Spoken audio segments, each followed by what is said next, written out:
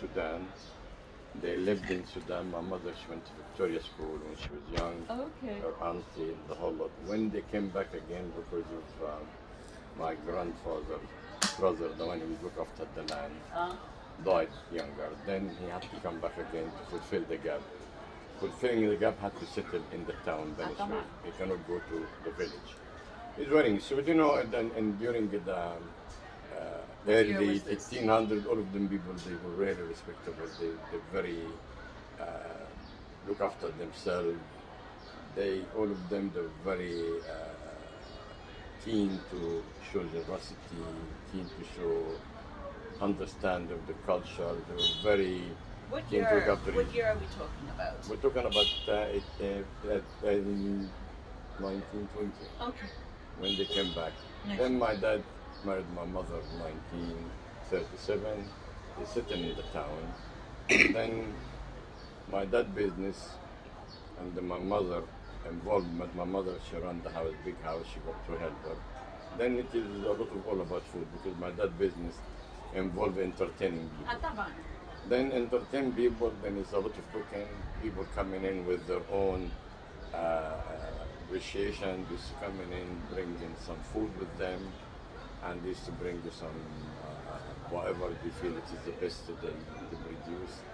And as well in the farmland where my mother come from, seasonally or most of the year time we used to have a lot of different things coming in. Most things I remember bittaw, you know, Egyptian bread.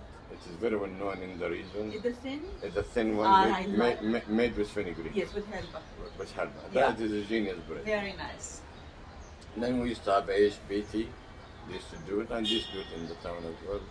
They used to bring fitir mishalti and made. They used to bring a lot of things. Makhruta, mabruma, a lot And of some Egyptian. things they've stopped making now. No, funny thing is, it's all there. I mean, I've done research. I'll come and. في I'll look come they've into been it. Swift, listen.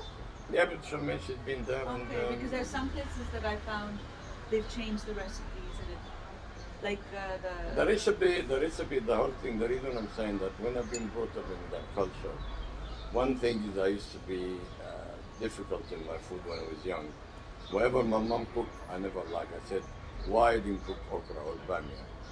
If she cooked okra or bamia, I said, why didn't cook kosa? Why didn't she? And then my mom, Were you she's the very. eldest son? I was number 5, Ah, but okay. I was the prince of the family.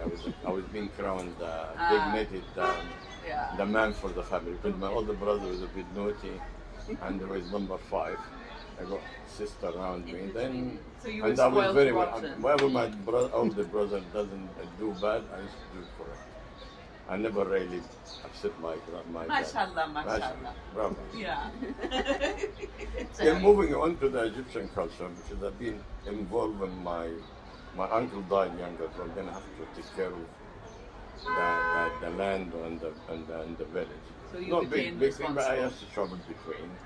Then I used to, when I was younger, I used to go to the farmland to see the people, how they bake the bread, how they live their life, how they perform on the field, how they sieve the wheat, how they do freak, how they do helba, how they do all the things used to be thrown to me naturally. And of course I used to wake up early in the morning, see the women kneading the dough. Yeah. Then they making the pittaw, they making the aish, they bake the meat in the oven. Then in Bani Suef, my mother, she was having a hard time of her life because my dad, only what she always complained about is himself. And my dad, she said, your dad only, he loves his stomach. He never. Then every Sunday, every Friday, my dad used to go out in the street. We used to go, the fisherman crossing coming from the river. Yeah. Cross the road, my dad used to have the biggest one carrying a couple of sacks. Used to take him and used to buy the whole 5, up to 6, 7 kilo of fish. It is all basaria, armut, bayad, all the fish, and it's all fresh.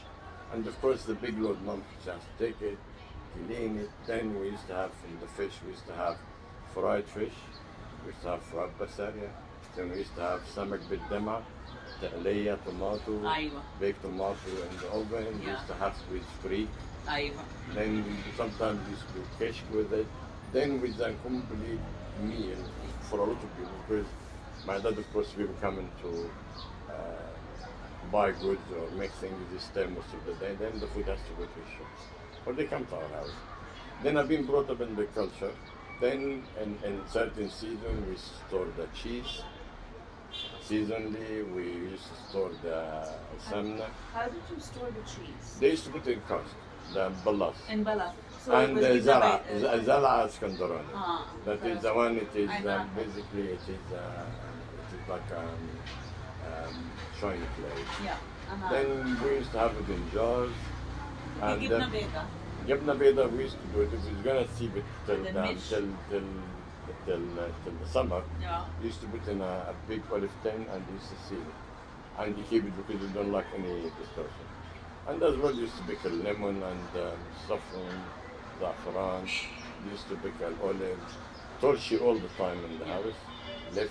They do all the things. And then, when I was young, brought up in this culture, then of course I was watching everything of them. Watching the way they cook, the way they make it from the damis and the small lumber sometimes, or in the cooker, buy it from the people in the street. This is you met. I don't know if you met Hugh. He was in the kitchen.